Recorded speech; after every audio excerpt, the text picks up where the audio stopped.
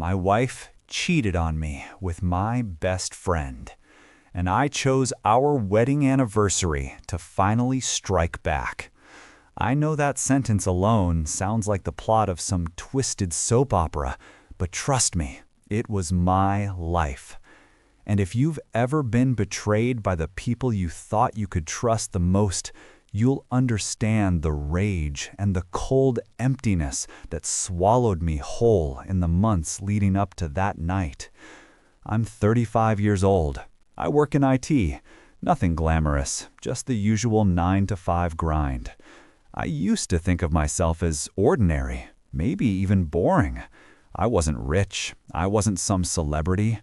But what I had was loyalty, and what I gave every day without fail was love. To my wife, Emily, who I thought was my partner in everything, and to Mark, my best friend since high school, the guy who stood beside me as best man on my wedding day. Emily and I had been married for 7 years.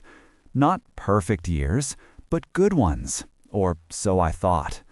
We had our little routines, our quiet dinners, our inside jokes. I thought we were building something real. And Mark, well, he was the brother I never had. He'd been there for every major milestone in my life.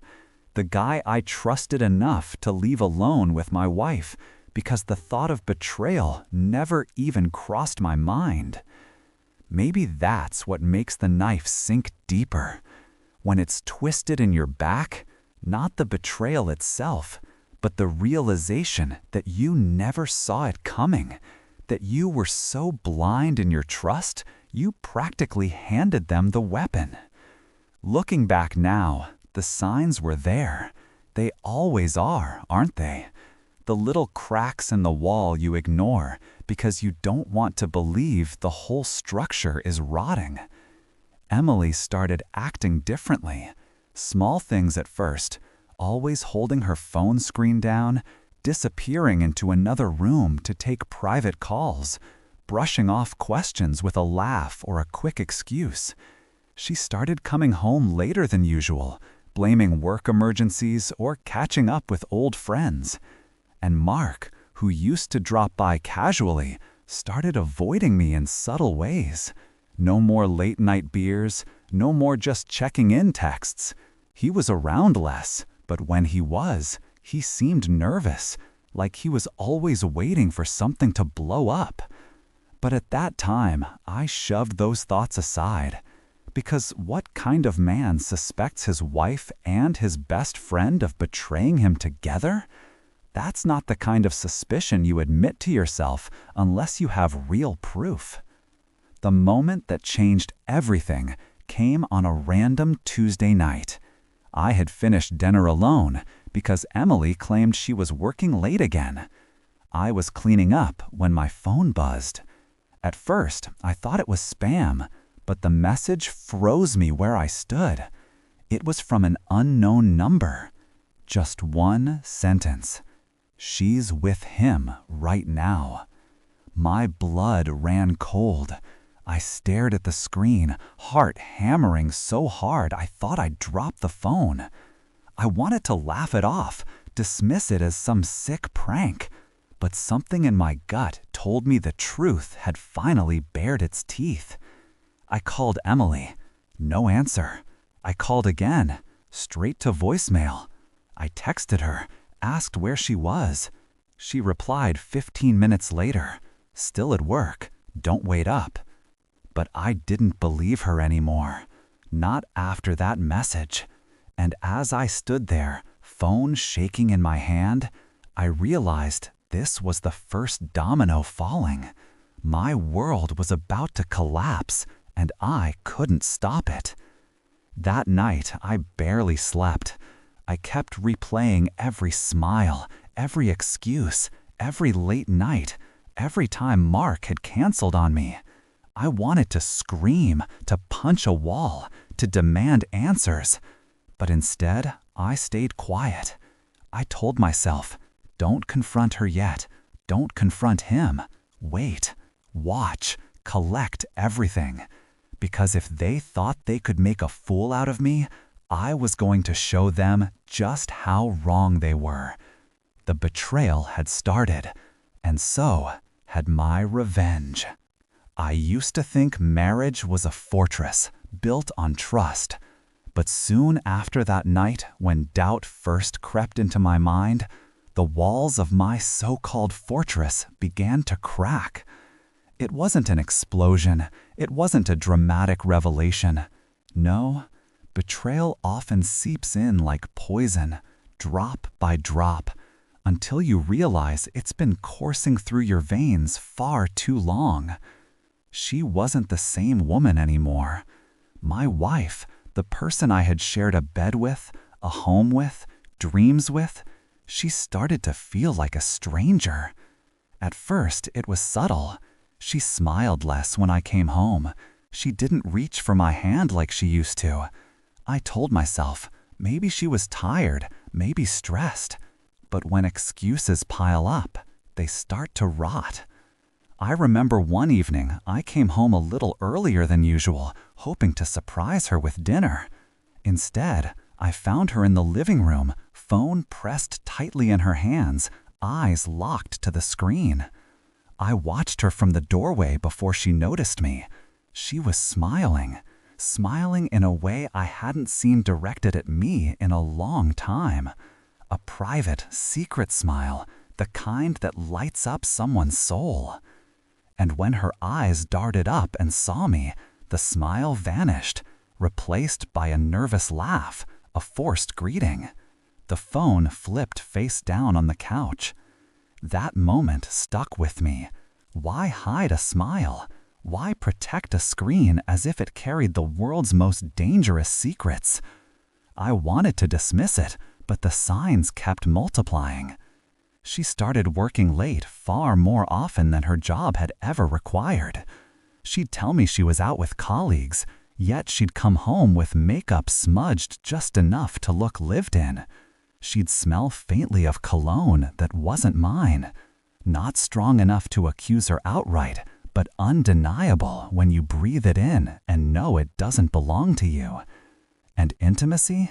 It slipped away like sand through my fingers. She no longer leaned into me when we sat together. Our conversations turned mechanical, just schedules, bills, chores. The warmth was gone. The silence between us became heavier than any words we could muster. Nights that used to be filled with laughter were now consumed by her constant scrolling, her back turned, her phone glowing in the dark like a secret beacon. There were slips, too, tiny fractures in her mask. One night, half asleep, she whispered another name, not mine.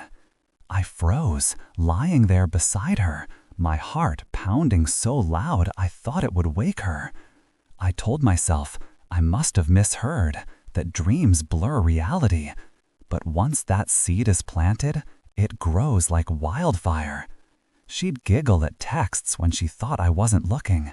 She'd walk out of the room to answer certain calls. Once, I heard her voice drop to a soft, tender tone on the phone, the kind of voice she used to reserve for me. When I entered, she ended the call too quickly.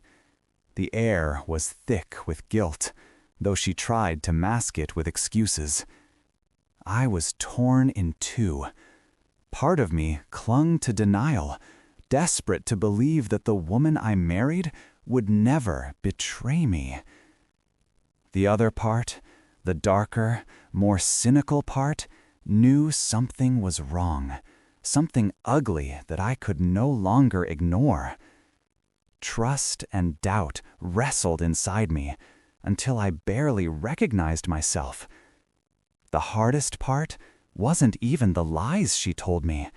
It was the lies I told myself. I kept saying, "She loves me. She's just stressed. I'm overthinking." But deep down, my instincts screamed otherwise. And instincts rarely lie. The breaking point came one night when she left her purse on the kitchen counter. Normally, she kept everything tucked away: phone, bag, even receipts. But this time, maybe by accident, maybe by carelessness, she left it there. My hands trembled as I opened it, feeling both shame and desperation.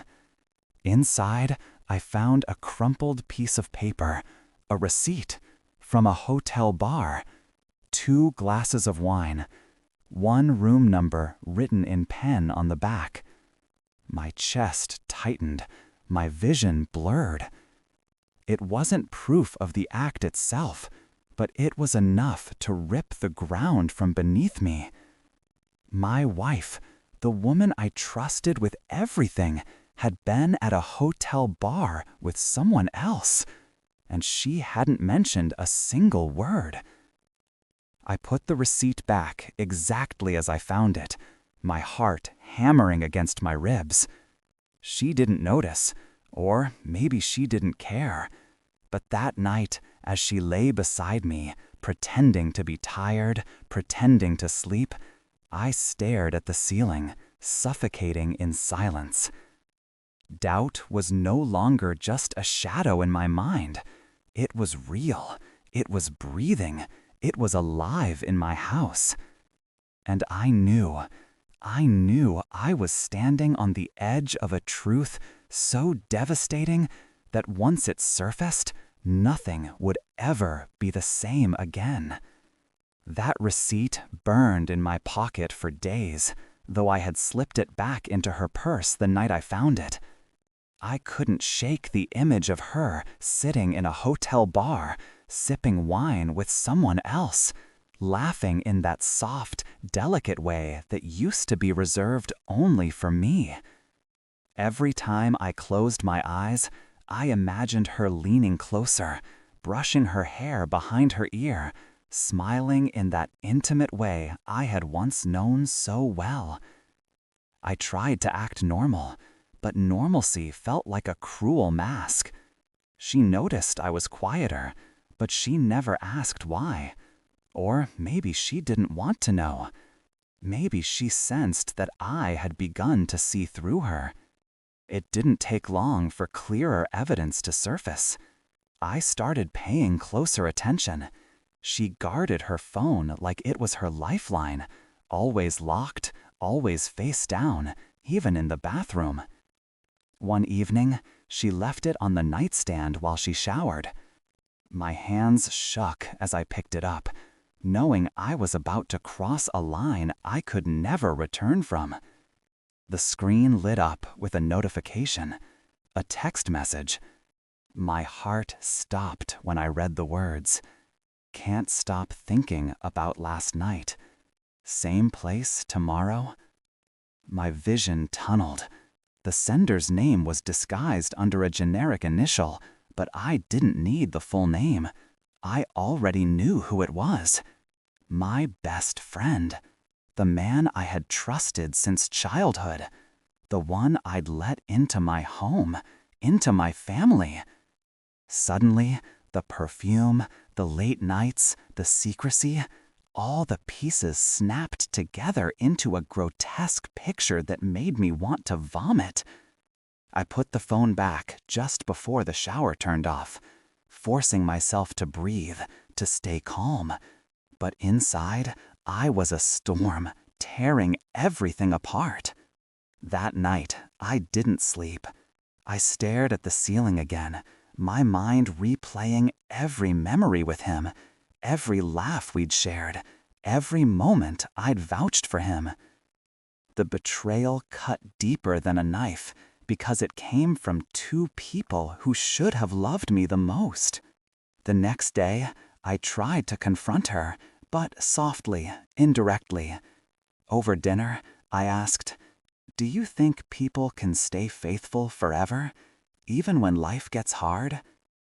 She looked up at me, startled, then smiled faintly. "Why would you even ask that?" she said, her tone sharp. I shrugged, pretending it was just small talk, just curious. But her eyes lingered on me too long, as though she was trying to figure out whether I knew. And then, just as quickly, she turned cold. She put her fork down with a little more force than necessary and snapped, "You've been acting strange lately. Maybe you should trust me instead of inventing problems." That stung, not because of her words, but because of how easily she twisted the blame back onto me. It was the classic move of someone with something to hide. And in that moment, my doubts hardened into certainty. Days turned into weeks, and I grew hollow inside. I couldn't eat. I couldn't focus at work. Friends asked me if I was okay, but I brushed them off with a fake smile. All the while, the two people I loved most were carving wounds into me I couldn't show anyone. I began noticing even more details. Calls at midnight, her disappearing for hours with flimsy excuses. My so-called best friend suddenly too busy to hang out with me, yet somehow always around in other ways. The anger inside me simmered, suffocating me. I wanted to explode, to scream, to demand answers. But some dark part of me wanted undeniable proof, something that could never be denied, never twisted against me. I needed to see it with my own eyes. One Friday night, she told me she had a late work meeting. I pretended to believe her. I even kissed her on the cheek, my lips brushing against the lie that had become our marriage. Then, I waited 10 minutes, grabbed my coat, and followed her. My heart was pounding as I trailed her car at a distance, headlights dimmed. She drove across town, not toward her office, but toward a hotel. My chest constricted as she parked, stepped out, and walked toward the entrance. And then, like a nightmare manifesting before me, he appeared. My best friend. They didn't hesitate, didn't glance around nervously. They embraced like lovers who belonged to each other. They kissed right there in the open and disappeared inside. I sat in my car frozen, my hands gripping the steering wheel so tightly that my knuckles went white. My world collapsed in that moment. There was no more room for denial, no more excuses. My wife and my best friend had been betraying me, and they were bold enough to do it on a Friday night while I waited at home like a fool. I drove home on autopilot, my vision blurred with tears I refused to let fall. Rage consumed me, yet I forced myself to stay quiet, to stay still. Not yet, not tonight. The fire inside me was too wild, too dangerous. If I confronted them right then, I might have done something I could never take back. Instead, I waited. I let the storm brew. I let the pain harden into something sharper, something colder. Because I knew this wasn't the end. This was just the beginning of a reckoning they couldn't escape. And as I lay awake that night, listening to the sound of her slipping back into bed hours later, pretending to be exhausted from work, I stared into the darkness and made a vow to myself. They thought they were clever. They thought they had me fooled. But they had no idea what I was about to become. The morning after I followed her, I could barely look at her. She made coffee like it was any other Saturday, humming softly under her breath, acting like a loving wife. The audacity of her calmness was suffocating. Every sound she made grated against me. Every smile felt like an insult. She didn't know that I had watched her with him, seen the truth with my own eyes. And that knowledge gave me a strange, bitter kind of power. I tried to play my part, but rage leaked through in little cracks. My voice was shorter, my laugh hollow. She asked me once, "Is everything okay?" And I wanted to shout, "No, everything is broken because of you." But instead, I smiled thinly and said, "I'm fine." Inside, though, I was far from fine. I was drowning.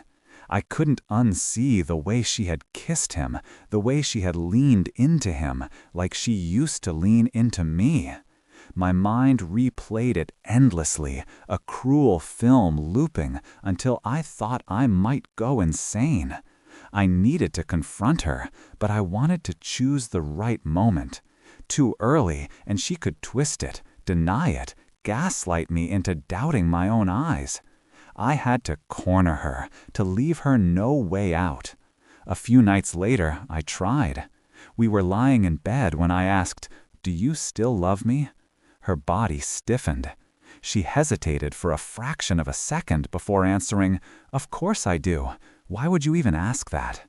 I turned on my side to face her, my eyes searching hers in the dim light. "Then why do I feel like you're a million miles away from me?" Her face hardened. "You're imagining things. You've been different lately. Paranoid. Paranoid." That word echoed inside me like a cruel joke. I clenched my jaw, fighting the urge to tell her what I had seen. Instead, I whispered, "If you're hiding something, it will come out. It always does." She didn't respond. She just rolled over, her back to me, pulling the blanket up to her shoulders. That silence spoke louder than any words. The following week, cracks spread into other parts of my life. My mother noticed my mood, asked if I was sick. Friends wondered why I didn't show up to gatherings. And the worst part? My best friend, the man who was supposed to stand by me through everything, avoided me completely. Calls went unanswered, invitations ignored. He had vanished from my life as if he knew I was closing in. That absence was an answer in itself. I couldn't keep it all inside anymore. The rage had nowhere to go, so it began spilling out in dangerous ways. I snapped at coworkers. I drove recklessly, my hands gripping the wheel like I could crush it. I stared at myself in the mirror some nights, barely recognizing the man I had become. Betrayal was rotting me from the inside out. And then came the partial truth, sharp enough to wound, but not enough to destroy her facade. One evening, she left her phone on the counter while she went to change. I didn't even hesitate this time. I unlocked it with a code I had guessed weeks before, my hands trembling as I scrolled through the messages. There they were, dozens of them.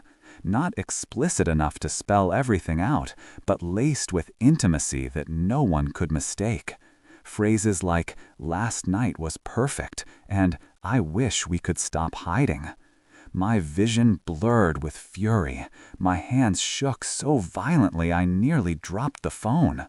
When she came back into the room, I was still holding it. I looked at her, my face pale, my body trembling. Her eyes widened. She froze in the doorway. "What's this?" I asked, my voice breaking. She opened her mouth, closed it, then finally stammered, "It's not what it looks like." Not what it looks like. The oldest, weakest lie in the book. "Then what is it?" I demanded, my voice rising. "Explain to me why my wife is getting love notes from another man. Explain to me why my best friend is telling you he wishes you could stop hiding." Her face flushed with anger instead of shame. "You went through my phone? You invaded my privacy?" The gall of it, the audacity to flip the script, as though I were the villain for uncovering her betrayal. I slammed the phone onto the table, the sound cracking through the air. "Don't you dare turn this on me. I deserve the truth, and you will give it to me." But she didn't. She shouted, denied, deflected. Tears streamed down her face, but I couldn't tell if they were born of guilt or fury. Our voices carried through the house, and I knew the neighbors could probably hear every word. That humiliation only fueled my rage further. By the end of the night, nothing was resolved. She stormed into the bedroom, slamming the door, while I sat alone at the kitchen table, staring at the fragments of my life scattered across a gloaming phone screen. The next morning, she acted as though nothing had happened. She made breakfast, humming again, as if our world hadn't just cracked open. That ability to pretend, to live a lie so easily, chilled me to my core. But the damage was done. Our confrontation had left scars. She was colder now, sharper with her words, more distant than ever. And me? I was no longer just a suspicious husband. I was a man with evidence, with rage, with a growing hunger for something more than answers. I wanted justice. I wanted revenge. And then, like fate aligning with my pain, came the clue that pushed me closer to the breaking point. A careless slip. A receipt she forgot to hide this time, tucked in her coat pocket. But this one was different. It wasn't just for dinner or drinks. It was for a hotel room. A room registered under his name, paid in cash, but with her signature scrawled at the bottom. I stared at it in my hand, my blood turning to fire. The time for doubt was over. The time for patience had ended. The truth wasn't just creeping toward me anymore. It was barreling down like a freight train, and soon, nothing would be able to stop the explosion. The hotel receipt burned a hole in my pocket all day. I couldn't focus at work, couldn't eat, couldn't think of anything else but that damning piece of paper. It was undeniable. Not just whispers of doubt, not just ambiguous texts or strange behavior. This was proof. Proof that my wife, the woman I had vowed to love, the woman who had sworn to love me, had been in that hotel with him. My best friend. The two people I trusted most had conspired together in the shadows, leaving me blind and humiliated.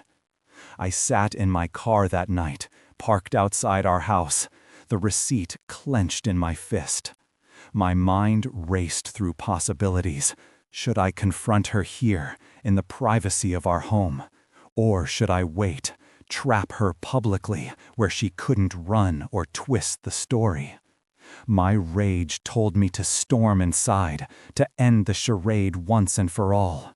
But a colder, darker part of me whispered that patience could make the blow land harder, that waiting for the right moment would make the fall more devastating. That moment came sooner than I expected. Our anniversary was just days away. She had been planning something, dropping hints about a dinner, a surprise, acting like the dutiful wife. The hypocrisy of it sickened me. How could she smile at me, kiss me goodnight, make plans to celebrate our love, while sneaking off to cheap hotels with him?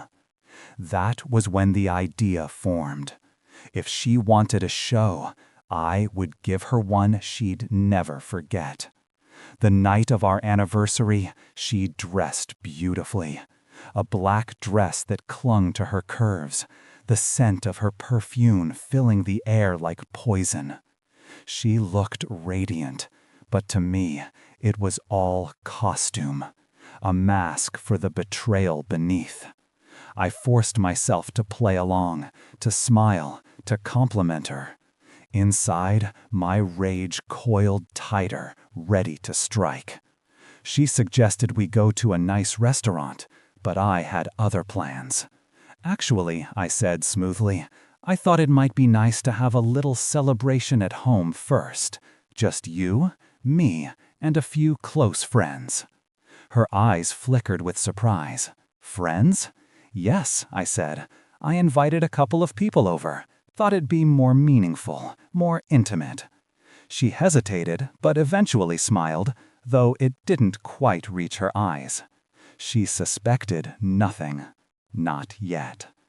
When the doorbell rang, her smile froze. because standing there was him, my best friend, the man she thought she had hidden so carefully. Her face drained of color. His, too. "Surprise," I said coldly, ushering him inside. The tension was immediate, suffocating. He stammered something about being confused, but I cut him off. "Don't play dumb. Not tonight." I had gathered others too. Her sister, my mother, a couple of neighbors who had always admired our perfect marriage. They sat awkwardly, sensing the storm brewing, but not yet understanding. I raised my glass and spoke, my voice trembling with fury. "Tonight marks another year of marriage. A marriage built on love, trust, and betrayal." Gasps echoed through the room. My wife's eyes widened in horror, her lips parting to protest, but I didn't let her. I slammed the hotel receipt onto the table, then pulled out my phone. "And if that's not enough, let's hear this." I pressed play. It was a recording, one I had managed to capture days earlier when I suspected she would meet him again. Their voices filled the room, soft at first, then unmistakable. Her laughter, his whispers, words of longing, promises that one day they wouldn't have to hide. The room erupted. Her sister covered her mouth in shock. My mother's face twisted in fury. The neighbors exchanged horrified glances. And my wife, she crumbled. Tears streamed down her face as she tried to deny, to explain, but the evidence was too heavy. Her words dissolved into stuttering sobs. "You destroyed me," I spat, my voice breaking. "You took my love, my loyalty, and you spat on it. And you," I turned to him, the man I once called brother, "you stabbed me in the back with the same hands I trusted to catch me if I fell." He stood frozen, shame painted across his face. But then, like cowards do, he tried to fight back. "It's not what you think." "Don't you dare," I cut him off, my voice thunderous. "I saw you. I heard you. You both made a fool of me, and now everyone knows what you are." My wife collapsed to her knees, sobbing, begging me to stop, but I couldn't, not anymore. "You wanted to celebrate our anniversary," I said, my voice low, venomous. "Then let's celebrate the end. Because tonight, your masks are gone. Everyone sees the truth now. You are nothing but liars." Silence followed, thick and crushing. Then came the twist, the final knife to my heart. Her sister, trembling, whispered something that silenced the room. You should know. This wasn't the first time. It's been years." My head snapped toward her. "What?" She lowered her eyes. I begged her to stop. I told her it was wrong, but she wouldn't listen. The floor seemed to vanish beneath me. It hadn't been months. It had been years. My entire marriage had been built on lies. My best friend had been in my life, laughing with me, drinking with me, sharing secrets, all while secretly sharing my wife's bed. The betrayal was deeper than I could fathom. My body trembled violently, my vision blurring with tears. Rage, grief, humiliation, all of it poured out of me in a guttural cry that shook the walls. Everyone stared, silent and horrified. My wife tried to reach for me, but I stepped back, revulsion flooding me. "Don't touch me. Don't you ever touch me again."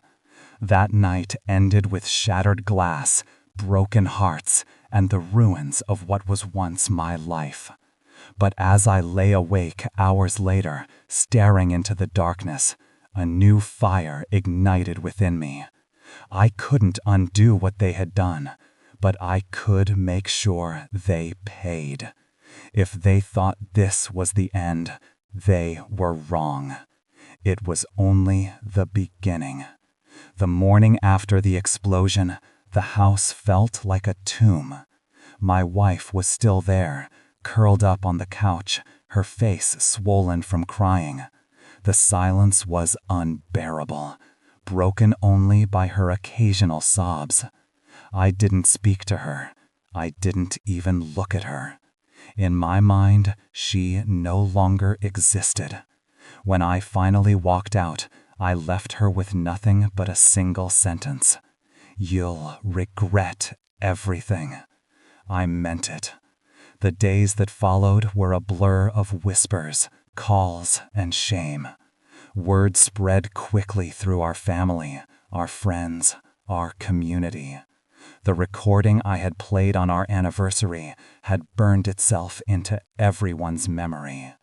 There was no denying, no escaping. People looked at her differently now. Women who once envied her marriage turned away in disgust. Men who once respected her sneered with contempt. As for him, my so-called best friend, his life unraveled even faster. His girlfriend, the one he had been stringing along while sneaking around with my wife, left him immediately. She didn't even bother with a confrontation. She simply packed her things, sent him a single message calling him a snake, and disappeared from his life. At work, his colleagues heard the rumors too. He walked into his office and was met not with respect, but with smirks and whispers. His boss, a man who valued loyalty above all else, pulled him aside. Within a week, he was suspended. 2 weeks later, fired. Betrayal had followed him like a shadow, eating away at everything he had built. And my wife? She clung to me desperately, begging for forgiveness, promising to change, promising that it was over. But I was done. Every touch felt like poison, every word like a lie. I filed for divorce, and when she tried to plead with me to reconsider, I hit her with the one truth she couldn't fight. You destroyed this marriage, not me. Divorce was brutal, but I didn't go into it weak. I went in prepared, armed with evidence, receipts, recordings, witness accounts. I made sure the court knew exactly who she was, what she had done, and why I refused to let her paint herself as the victim. The judge didn't look kindly on her infidelity. I walked away with the house, with most of our assets, and with the dignity she thought she had stripped from me. She was left with scraps. The community that once adored her now treated her like a pariah. She couldn't go to the grocery store without hearing whispers, couldn't step into a cafe without someone staring. Friends she had bragged to, women she had gossiped with, they all turned their backs on her. In their eyes, she was nothing but a cheater who had destroyed her own family. But my revenge wasn't complete, not yet. I had spent years trusting her, loving her, building a life around her lies. That wasn't something I could just walk away from. I wanted her to feel the weight of her betrayal every single day. So I made sure she did. The day our divorce was finalized, I organized a gathering. Not a celebration, not exactly, but a reckoning. I invited the same people who had been on our anniversary, the ones who had witnessed the truth. I stood before them and raised a glass. Some of you thought that night was the end, I said, but for me, it was the beginning. Betrayal doesn't just vanish, it leaves scars, but it also teaches lessons. And tonight, I want everyone here to remember one thing. Loyalty is priceless. Betray it, and you lose everything. My wife, now ex-wife, wasn't there. She wasn't welcome. She had already lost enough, but she hadn't hit rock bottom yet. That was coming. Because her lover, the man who had been my friend, was falling even faster than she was. His career gone, his relationship shattered, his reputation ruined. He tried to reach out to her, thinking they could at least find solace in each other, but she rejected him. The woman who had betrayed me for him now turned her back on him too, realizing he was nothing but a ruined man. It was poetic. They had destroyed me together, but in the end, they destroyed each other even more. And me? I rose. Slowly, painfully, but I rose.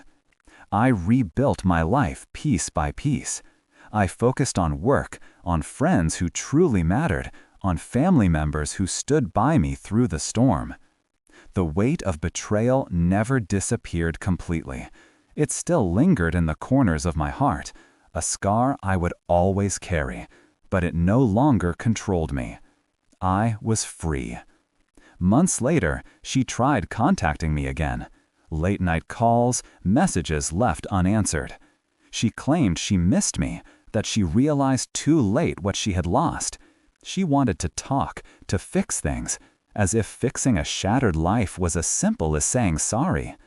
I didn't respond. Instead, I sent her a single text. "Your regret is my revenge." And I meant every word. Karma had done most of the work for me. I hadn't needed to ruin her life. She did that on her own. I had simply exposed the truth and stepped aside while it consumed her. But the satisfaction wasn't in her downfall. It was in my rise. Knowing that she could no longer touch me, no longer manipulate me, no longer hold power over me. Knowing that I had survived the worst and come out stronger, sharper, untouchable. That was my real revenge. Years have passed since that night when everything shattered. At first, the memories burned like fire, each one searing my chest with anger and humiliation. But time, as cruel as it can be, also has a way of softening the edges. The wound never disappeared, but the scar became part of who I am. I sometimes look back at that man I was, the one who walked into his anniversary celebration full of love, trust, and hope, completely unaware that his world was about to collapse. I almost don't recognize him anymore. He was naive, blind to the truth right in front of him, clinging to the illusion of a happy marriage. That man died the night I pressed play on that recording.